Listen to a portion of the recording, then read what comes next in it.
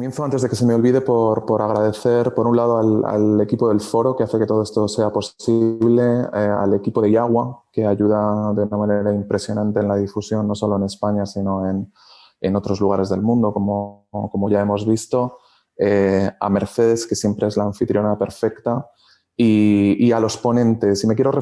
comenzar hablando por los ponentes. No solo con quien he tenido el placer de compartir el diálogo con Alvar, por el esfuerzo mayúsculo que está haciendo. Soy consciente de que en la última semana ya estaba intentando casi enfrentarse a una situación de jet lag para poder estar hoy fresco y lúcido como ha estado en la madrugada de California, sino también agradecer muy especialmente con agendas tan complejas como hay en la Comisión Europea y en el Gobierno de España, la presencia de Elisa Vargas y de Teodoro Estrela. Me parece que una conclusión desde un punto de vista muy práctico también tiene que ver con el hecho de darnos cuenta del lujo de tener un funcionario español que conoce y que no solo no reniega, sino que encuentra oportunidades en la dimensión europea, como Teodoro Estrela, alguien que se ha movido en el ámbito internacional, además de en el ámbito de las oficinas de planificación, específicamente en la del Júcar, pero al mismo tiempo tener también una funcionaria española interviniendo desde Bruselas o a 15 kilómetros de Bruselas, y con esa capacidad también para entender los problemas del Estado miembro en el que más trabaja de manera decidida, que es España. Me parece que, una vez más, desde el Foro de la Economía del Agua, una reivindicación del discurso europeo, de la importancia de lo europeo en las discusiones que mantenemos aquí y de cómo todo eso nos aporta una diferente cultura en relación al diseño y ejecución de políticas públicas y una serie de oportunidades que a veces no seríamos capaces de resolver de manera intestina, enredados en nuestras discusiones más patrias, ¿no? más, perdón por la expresión si quieren, pero no quiero ser ofensivo, pero provincianas, ¿no? En algún sentido. Quiero mencionar, he ido tomando notas de las cosas que se mencionaban, que me han parecido interesantísimas, pese a conocer a los otros tres ponentes, nunca dejan de sorprenderme en determinadas afirmaciones. Y querría mencionar lo siguiente, enfatizando sobre esa idea que ha presidido lo que he intentado compartir con ustedes hoy. Por un lado, la idea de necesitamos pasar de lo invisible a lo visible. Es decir, tenemos que ser capaces de hacer que nuestra acción, que nuestro diseño y ejecución de políticas públicas sea muchísimo más transparente y haya un mejor mecanismo de rendición de cuentas, porque ese proceso fomenta no solo la innovación, sino también la confianza. Y me parece que es fundamental en ese sentido, y además que no hay una pérdida para los gobiernos, porque los gobiernos ganan en visibilidad de su acción política cuando son capaces de avanzar en términos de transparencia y de rendición de cuentas. Aquí me parece que si pensamos en términos de agua, nos encontramos con que los desafíos no son menores. Por ejemplo, si pensamos en el ciclo urbano del agua, nos encontramos con que precisamente por no disponer de ciertos principios de armonización en el diseño de las tarifas, cada uno de los municipios competentes en la prestación de los servicios de agua y saneamiento a nivel nacional tiene potestad para, en sus plenos municipales, aprobar una ordenanza municipal que define un diseño de tarifa que a veces es completamente diferente frente al del pueblo de al lado. Esto nos está llevando a determinadas asimetrías y nos está llevando a un nivel de desigualdad que siempre me ha parecido importante, especialmente en los países como el nuestro, que son cuasi federales. Y que tiene que ver con lo siguiente: confundimos la igualdad en competencias con la igualdad en derechos. La igualdad no se debe medir en competencias, se debe medir en derechos. Y si un ciudadano, por el hecho de vivir en una ciudad o en otra, como resultado de problemas en la armonización, en el diseño de las tarifas, está pagando más de lo que debiera,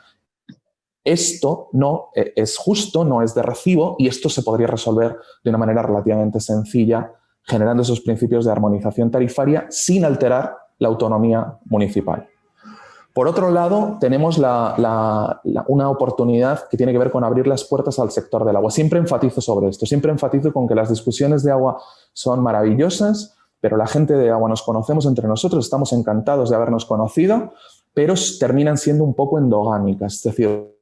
tenemos una discusión un poco en torno a agua estancada y creo que necesitamos que el agua fluya. Y para que fluya necesitamos conectar los objetivos de la política de agua con los objetivos de la política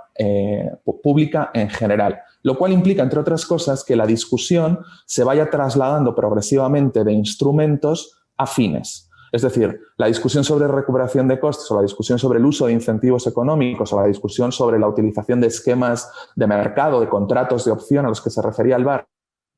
es crucial, es esencial, pero solo si está al servicio de una discusión sobre los grandes objetivos de política pública a los que debe vincularse esta política de agua. Por lo tanto, a mí me parece que tenemos una oportunidad muy importante. Hay algunos ejemplos muy tangibles también. Si hablamos, por ejemplo, de economía circular, nos encontramos con que en la economía circular están empezando a aparecer cosas como que en realidad las oportunidades no están tanto en recuperar y reutilizar el agua como en recuperar una serie de materiales o recuperar energía, y esto comienza a aparecer como una oportunidad para el desarrollo, no solo una oportunidad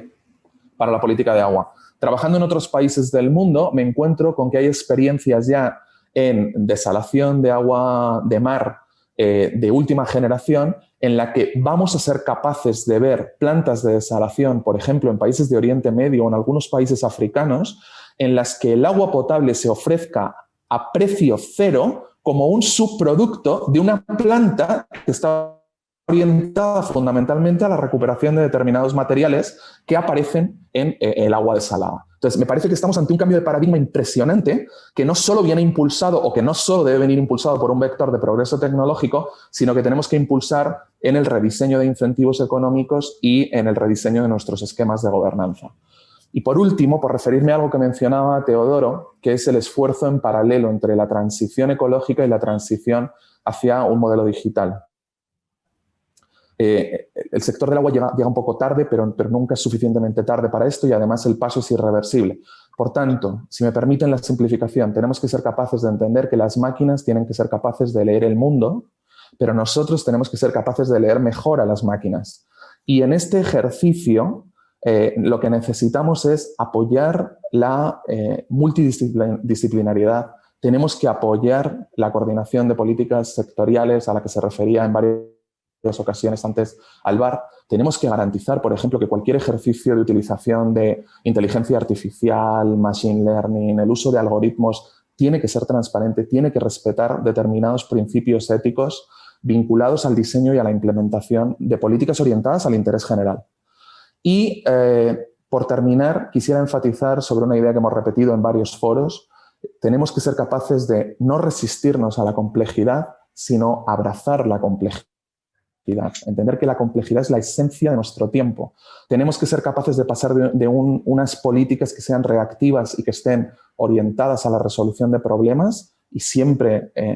si quieren, enfangados en la crisis, a políticas que estén basadas en visiones a largo plazo, donde haya más presencia de la estrategia y donde haya más proactividad. Tenemos que ser capaces no solo de hablar de los sistemas, tenemos que ser capaces de hablar del concepto de ciudadanía, de un catálogo amplio de